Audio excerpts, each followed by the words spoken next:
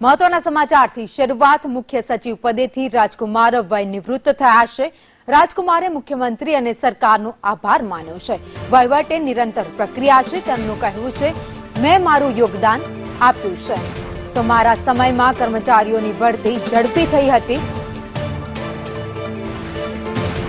Paper leak અને ગેરરીતિ અટકાવવા પ્રયાસ કરવામાં આવ્યા છે તો બિન પ્રામાણિક અધિકારીઓને હાંકી કઢાયા છે। બિપરજોય સાયક્લોનનો પણ સામનો કર્યો હતો તો 2047માં ગુજરાત માટે લક્ષ્યાંક તૈયાર કરવામાં આવ્યા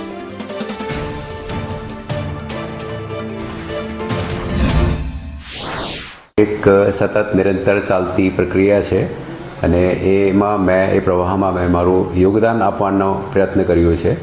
આમાં રાજ્ય સરકારનો અને ખાસ કરીને માનનીય મુખ્યમંત્રી શ્રી ભૂપેન્દ્રભાઈ પટેલ સાહેબનું અને સમગ્ર કેબિનેટનો મંત્રીમંડળનું જે સતત મને માર્ગદર્શન મળ્યું છે, સહકાર મળ્યું છે, મારા સાથી અધિકારી અને કર્મચારી મિત્રોનો જે સાથ સહકાર મળ્યું છે, તેના થકી તેની બદૌલત આ 2 વર્ષનું કાર્યકાળ આજે પૂરું કરતાં મને ખૂબ સંતોષની અનુભૂતિ થાય છે।